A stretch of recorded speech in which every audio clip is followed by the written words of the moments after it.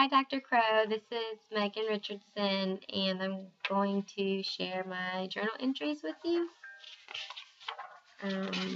Okay, so this first one is titled Mind Overload, and this was 6/27.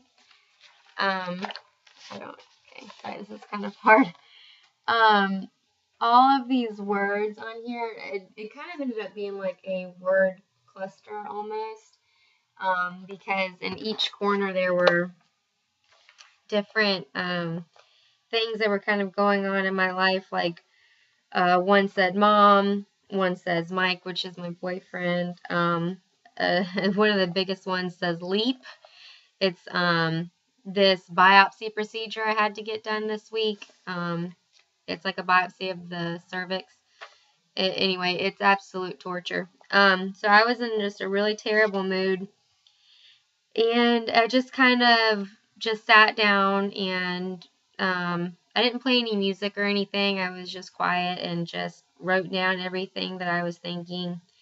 And some of the words were, unfortunately, the F-bomb, sorry, and over it, and mad, and sad, and, oh, this one says Ralph. That's my mom's boyfriend, who I'm not very fond of. So I kind of wrote his name like kind of like as if like my hand was shaking, because sometimes like when I think about him, he makes me so angry that I feel like I just could shake. Let's see. And then I wrote down here like unfair, because this procedure had a bunch of like negative side effects that kept me from being able to go in the ocean and surf, which is just what I absolutely live for during the summertime. And then some of the things that I put about my boyfriend at the time, I wasn't very happy with. I said that he was a bit judgmental at times, and I'd put that I wonder, like, I put laughter right here with like a question mark, because sometimes I feel like he's just too serious. And anyway, so that wasn't a very great time, but I really honestly felt so much better after just getting it all out, and especially just like closing the journal and like putting it away. I kind of felt like, okay, they're out, they're on paper, they're out of my head. Anyway, I thought it was pretty therapeutic. And then this next one was titled Positive Affirmations. This was done on 6/30. And this is actually when I was at work at Open House Emergency Youth Shelter, and it says, let's see, like it says stay positive, and it's got like a sunshine, and it says you can make a difference, and I will have a good day, and make today count. Just trying to like remind myself to stay positive while I'm there. Sometimes like the stories that we hear are pretty heartbreaking, and sometimes I can feel a little discouraged. So I felt like we have like a couple hours of downtime. So during the downtime, I thought it would be a good idea to just put down some things for me to remember throughout my day, and hopefully they would have an impact on the children. And let's see if I can. I'm just trying to get all of it in there. Okay, hopefully you can see that. And the next one, this was done 7:05, and I wrote down confidence and what it means to me, and I put what does it mean to be confident, and this was using, I guess I should say this. The first one was done using pens. They're not regular pens though. They're like art pens that one of my friends let me borrow. The second one was done with crayon, and this third one here was done with crayon and marker. And anyway, so I put like what does it mean to be confident. And then I wrote down here in marker that someone who's confident is accepting, and they love themselves. They embrace their flaws, and it's okay not to be perfect, because no one is perfect. Give forgiveness and grace to yourself. Be brave. Be who you are, no matter who or what cares. And then on the back, I just kind of cut out this picture of like a model from like a magazine. who I guess is supposed to represent an everyday woman, but I don't know anybody who looks that flawless. So I put down here like flawless and beautiful, and they have nothing to hide, and it's just perfection. And I was just kind of like highlighting just like the difference of what I feel like confidence truly is, and then what like the media tries to portray, and maybe that's why sometimes I have such a hard time with my confidence, in particular, because sometimes I feel like I have to be flawless and beautiful and all these things, but in reality, I really just need to work on being more accepting of myself, and this is definitely like a trait that I noticed that I need to work on. So this other journal entry was done 7/06, and it's called Organized Chaos, and my drawing skills are not good. So I printed off a mandala online and used colored pencils to draw and or to color, I mean. And something that I noticed and why I titled Organized Chaos is that at first, this picture's like a little overwhelming because there's so much going on. But I noticed, and I've always done this since I was little, I really love pattern. And you can see that, like, and I didn't realize until it was done though that I had used like a pattern for everything. And sometimes my boyfriend has pointed out that I'm very quick to like want to have everything like super planned. Although, I feel like when someone says that everything has to be planned, you might picture someone who doesn't know how to have fun or relax, and that's not me at all. I love doing things that are relaxing and things that are really fun and things, like with like the bright colors. I feel like that kind of like represents like the fun and excitement. Yet I really like for it to just be organized, I guess, like contained, like, oh, I would love to go to the beach, but we'll go to the beach from this time to that time, and then afterwards we'll take a shower, and then we'll go to dinner. All these things are fun, but I feel like I always have to have so much structure in my life, even fun structure. And I think that like when I was like reflecting on this and thinking like why do I like structure so much, I think it's because I lacked a lot of structure growing up. Being the child of an alcoholic and an addict, there were a lot of uncertainties and a lot of broken promises, especially about like, we'll go to the mall or we'll go to the park or whatever. A lot of times like that wouldn't come through. So I think that might be a reason why I enjoy all that structure. And I think it's just so neat that all of that reflection came out of coloring this mandala.